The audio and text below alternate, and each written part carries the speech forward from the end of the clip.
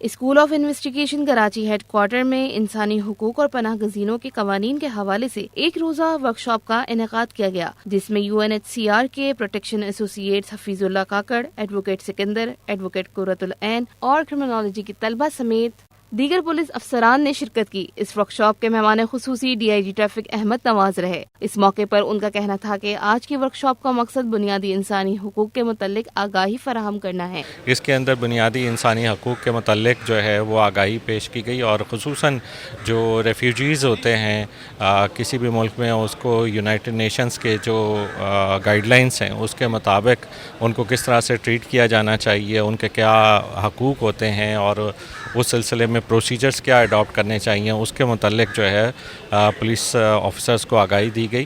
اور اس میں ساتھ ساتھ جو ہے وہ کرمنالوجی ڈپارٹمنٹ کے اسٹوڈنٹس بھی شامل تھے، اور لیگل اسپیکٹس کے اوپر اور پروسیجرل اسپیکٹس دونوں کے اوپر بہت اچھی جو ہے وہ اس میں گائیڈنس دی گئی۔ اس موقع پر UNHCR کے پروٹیکشن ایسوسی ایٹ حفیظ اللہ کاکڑ کا کہنا تھا کہ آج کی اس ورکشاپ میں پولیس افسران کو انسانی حقوق اور پناہ گزینوں کے قوانین کے حوالے سے معلومات فراہم کی ہے۔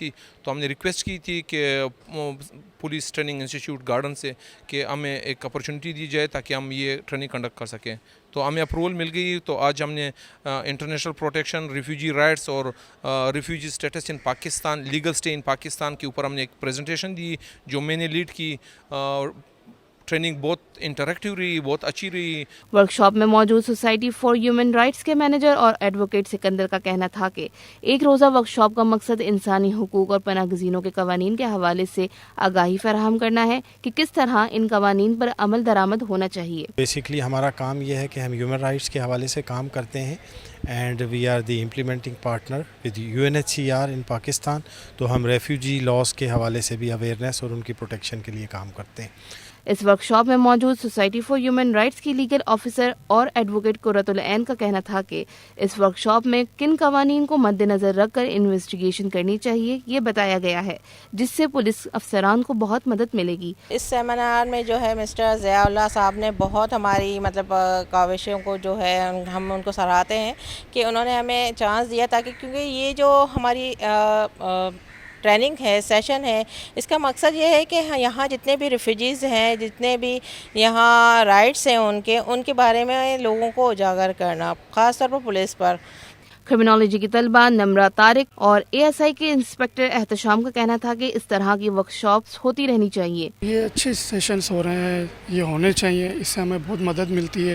ہمیں سمجھنے کو ملتا ہے کہ یہ جو ہمارے پاس ریفیوجیز ہیں وہ کسی بھی کنٹری سے ہیں، چاہے وہ افغانی ہیں، برمی ہیں یا بنگالی ہیں، تو وہ آتے ہیں، ان کے کیا لاز ہیں۔ آج جو ہے وہ گارڈن ہیڈ کوارٹر میں جو ہے وہ ہیومن رائٹس اور لاز اور ریفیوز کے بارے میں بتایا گیا ہے، جو کہ ینگ جنریشن کو اس بارے میں اتنی علم نہیں ہے۔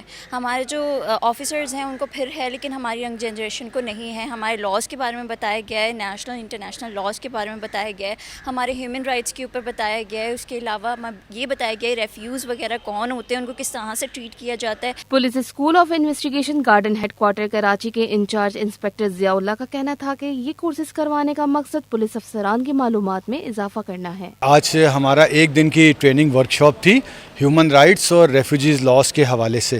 اس میں ہم نے اپنے کراچی رینج کے آفیسرز کو ہیومن رائٹ اور ریفیوجی لا کے حوالے سے ان کی کیپیسٹی بلڈنگ کی ہے۔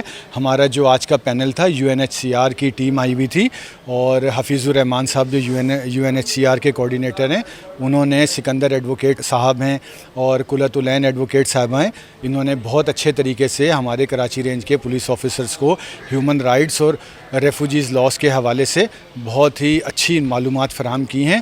تقریب کے آخر میں ٹریفک DIG احمد نواز کو اعزازی شیلڈ سے نوازا گیا اور دیگر پولیس افسران اور شرکاء میں اسناد بھی تقسیم کی گئی۔ کیمرہ مین کامران احمد کے ساتھ غازی افضال، سندھ پولیس FM 88.6۔